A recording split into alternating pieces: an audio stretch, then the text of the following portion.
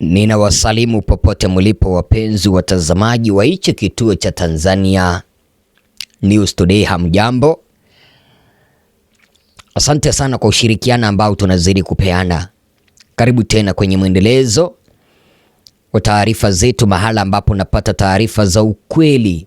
Hakuna mahala popote ambapo unaweza ukapata taarifa kama hizi. Ninakuomba ushirikiano wa kupiga subscription, like video. Kuna taarifa ambazo zimeweza kutolewa na Umoja wa Ulaya kwenye ukurasa wao. Ukienda upande wa Twitter, kipenda X, taarifa hizo ziko pale. Na taarifa hizi, mtazamaji wangu, zimeweza kutundikwa na wachunguzi wa Umoja wa Ulaya, kwa lugha ya Kimombo unaweza ukasema European Union Observers. Taarifa hizi zinahusiana na machafuko ambayo yaliweza kutokea Tanzania mwaka 2025 mwezi wa Oktoba tarehe 29, pamoja na ripoti ya kesi ambayo iliweza kuwasilishwa katika mahakama ya ICC kumshtaki Samia Suluhu Hassan. Katika ile kesi, mtazamaji wangu, kulingana na hii ripoti ambayo imeweza kutolewa na wachunguzi wa Umoja wa Ulaya, wanaripoti kwamba walalamikaji ambao waliweza kumshtaki Samia katika mahakama ya Umoja wa Kimataifa, yani mahakama ya kitaifa kuradhi, ICC, walieleza kwamba serikali ya Samia iliweza kuwaua wananchi 3,000, mahala ambapo waliambatanisha kanda za video. Lakini sasa, kulingana na Umoja wa Ulaya, wao wanasema kwamba kuna kitu ambacho kinaitwa tofauti imeweza kutokea na serikali imeweza kujikaanga. Kesi ambayo iliweza kuwasilishwa kwenye mahakama ya kitaifa ICC ilieleza kwamba watu 3,000 waliuawa. Wakaandika wakawasilisha mpaka ushahidi kwenye video, picha mbalimbali. Lakini kwenye ripoti ambayo Jaji Chande aliweza kuitoa, wanaeleza kwamba Jaji Chande alieleza kwamba watu ambao waliuawa ni 518. Tofauti kubwa, kwa sababu naomba nikusomee hiyo ripoti. Ndio hii imeandikwa kwamba kamati za mambo ya nje na haki za binadamu za Bunge la Ulaya mara nyingi hudharauliwa kuwa ni vikao tupu visivyokuwa na nguvu, lakini kukataa kwa mamlaka ya serikali ya Tanzania kuruhusu ujumbe wa wabunge wa Bunge la Ulaya kuingia nchini na kuwajibisha serikali yake kwa mauaji ya maelfu ya waandamanaji yaliyofuatia uchaguzi uliopigwa kura baada ya udanganyifu mwaka jana, kuna dhoofisha sana hoja hiyo. Unajua, ripoti hii imeweza kutolewa na wachunguzi wa Umoja wa Ulaya baada ya serikali ya Samia kuwanyima wabunge wa Ulaya nafasi wasiingie Tanzania kufanya uchunguzi kuhusu maafa ya mwaka uliopita. Sasa ripoti hiyo ya Umoja wa Ulaya ikaendelea kusema kwamba badala ya kuzuia vyama vikuu vya upinzani, baada ya kuzuia vyama vikuu vya upinzani kushiriki kugombea katika uchaguzi mkuu wa Oktoba 29 mwaka uliopita, Tundu Lissu, mwenyekiti wa chama kikuu cha upinzani Chadema, bado yuko jela kwa kukabiliwa na mashtaka ya uhaini. Rais Samia Suluhu Hassan alijitangaza kwamba alishinda kwa 98%, huku kiwango cha kupiga kura kikiwa zaidi ya 80%. Hasa wakaendelea kusema kwamba wachunguzi wa uchaguzi walipendekeza kuwa idadi ya waliojitokeza kupiga kura ilitengenezwa tu. Ushahidi wa mashahidi siku ya kupiga kura ulionyesha vituo vya kupiga kura vikiwa havina watu kabisa, karibu kabisa.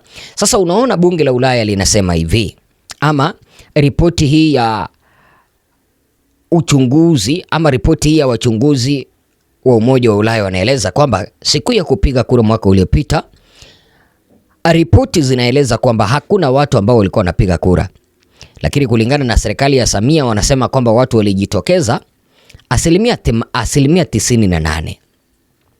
Sasa bunge hili la ama wachunguzi hawa wa Umoja wa Ulaya wakaripoti kwamba wasilisho la kurasa 82 lililowasilishwa kwa mahakama ya kitaifa ya uhalifu ICC mwaka jana na kikundi cha mashirika ya kiraia lilieleza kuwa mamlaka ya Tanzania ziliua zaidi ya raia 3,000 baada ya siku ya upigaji kura.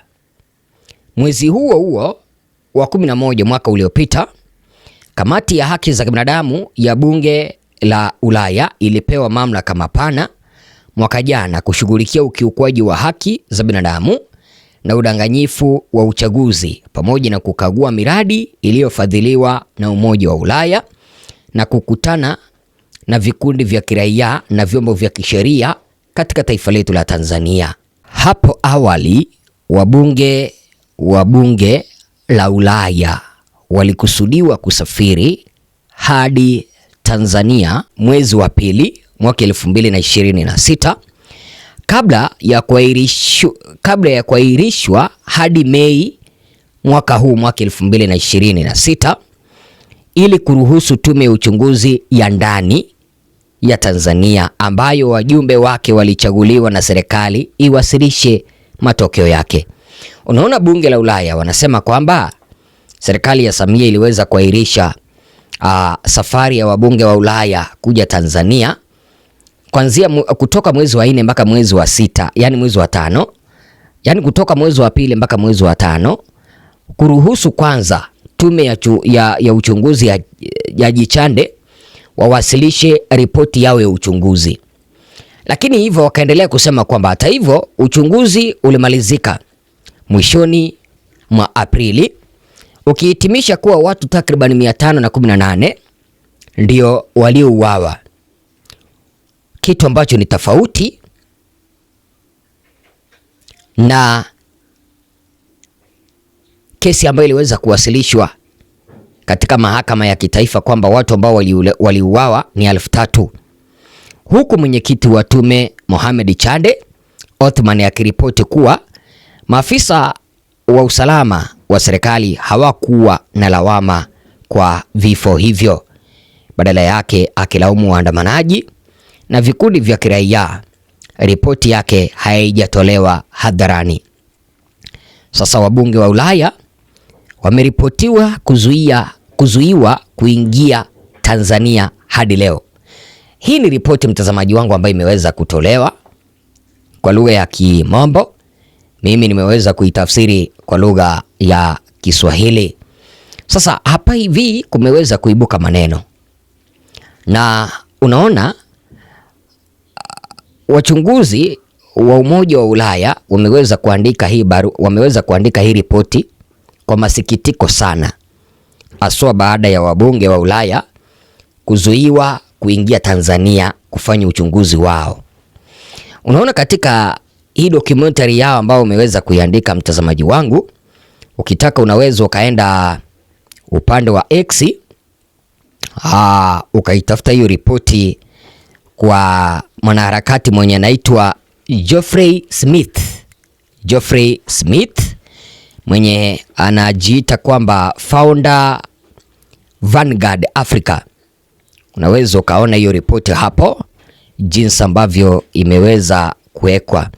Sasa ripoti hii wanaeleza kwamba serikali ya Samia ilijaribu kupunguza idadi ya vifo ili wasije wakawekewa lawama kwamba waliua watu wengi. Kwa nini wapunguze vifo kwa radhi?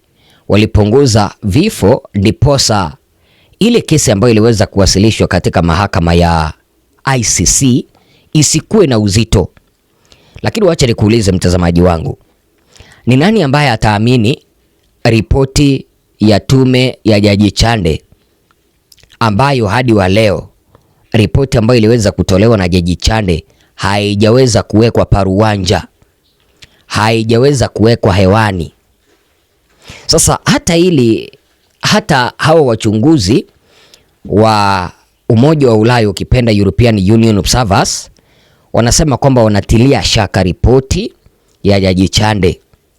Na vile Jaji Chande aliweza kusema kwamba polisi sio wa kulaumiwa kwenye maafa ambayo yaliweza kutokea. Wacha nikurudishe nyuma kidogo. Kwenye vikwazo ambavyo vinazidi kuandaliwa katika bunge la Seneti la Marekani, viongozi wakuu serikali ya Samia, viongozi wakuu serikali ya CCM wanatarajiwa kuja kuwekewa vikwazo, tukianzia rais, wabunge wa CCM pamoja na walinda usalama, jeshi, polisi, kwa mauaji ambayo yaliweza kutokea. Lakini katika ripoti ya Jaji Chande wanasema kwamba polisi hawapaswi kulaumiwa kwenye maafa ambayo yaliweza kutokea kwa sababu hawakuweza kuhusika kivyovyote kwenye mauaji yale. Kumaanisha Jaji Chande aliweza kusema kwamba aliwalaumu waandamanaji na vikundi vya kiraia, kumaanisha waliweza kuuana wenyewe kwa wenyewe. Sasa madhumuni ya wachunguzi hawa wa Umoja wa Ulaya kuweza kuandika ripoti hii namba 1 ni kuelezea masikitiko jinsi ambavyo serikali ya Samia imeweza kukataa wabunge wa Ulaya kuwasili Tanzania kufanya uchunguzi. Namba 2 ni kuonyesha na kuweka paruwanja jinsi ambavyo serikali ya Samia imeweza kupunguza idadi ya wale ambao iliweza kuripotiwa kwamba waliuawa katika ripoti ambayo iliweza kuwasilishwa kwenye mahakama ya ICC. Mahakama ya ICC iliripotiwa kwamba watu 3,000 waliaga dunia mpaka udhibitisho ukawasilishwa pale. Lakini sasa Samia na utawala wake wanasema kwamba watu 518 ndio waliuawa. Hata hao watu 518 atakana kwamba wanasema eti kwamba waliweza kuuawa, miili yao ipo wapi? Walizikwa wapi? Ni akina nani ambao waliwaua? Sijui kama unaniona mtazamaji wangu. Kitu kingine, madhumuni ya bunge hili la Ulaya kuweza kuandika hii ripoti, ama ukipenda wachunguzi hawa wa Umoja wa Ulaya kuweza kuandika hii ripoti, ni kutaka kuonyesha ulimwengu kwamba tume ya Jaji Chande, ripoti ile waliweza kuunda imefichwa. Kwa sababu kuna penye wameweza kuandika, unajua aje? Acha nikusomee. Huku mwenyekiti wa tume hiyo Mohamed Othman Chande akiripoti kuwa maafisa wa usalama wa serikali hawakuwa na lawama kwa vifo hivyo vya Watanzania ambao waliweza kuuawa. Badala yake akilaumu waandamanaji na vikundi vya raia. Ripoti yake Jaji Chande haijatolewa hadharani. Unaona ile bunge la yani, unaona hii hao wachunguzi wa Umoja wa Ulaya walikuwa wanataka kuonyesha ulimwengu kwamba uchunguzi ambao uliweza kufanyika Tanzania, ripoti yake imefichwa. Na mwisho ile bunge la Ulaya ama wachunguzi hawa wa Umoja wa Ulaya walikuwa wanataka kuonyesha ulimwengu kwamba wabunge wa Ulaya wamejaribu kuingia Tanzania kwenda kufanya uchunguzi ambao unaitwa independent, wameweza kunyimwa nafasi ya kuingia Tanzania. Lakini vile walikuwa wanataka kuonyesha idadi ya ile ambayo iliweza kuwasilishwa kwenye mahakama ya ICC kwamba ndio waliuawa watu 3,000, na hii serikali imeweza kusema kwamba watu ni 518. Idadi hii haiendani. Ni nani ambaye anadanganya hapa? Automatically serikali ya Samia ndio inadanganya. Wameweza kupunguza idadi ya vifo, ndiposa ile kesi ya Ulaya isije kawa, ama ile kesi ambayo Samia ameweza kushtakiwa katika mahakama ya ICC isikuwe na uzito. Wazo lako ni lipi mtazamaji wangu? Je, ipo siku kweli Mtanzania tutapata haki? Kwa sababu ikiwa tunazungumzia mambo ya haki, kupata haki kwa ndugu zetu ambao waliweza kuuawa mwaka uliopita, serikali hii ikisikia mambo ya haki wanaanza kutuambia sijui tufanye mambo ya maridhiano kwanza, mambo ya haki yafuate. Utafurahia ndugu yako akiuawa? Will you do reconciliations? Utafanya maridhiano kabla ya haki kupatikana? Naomba niweze kupata wasilisho lako hapa chini.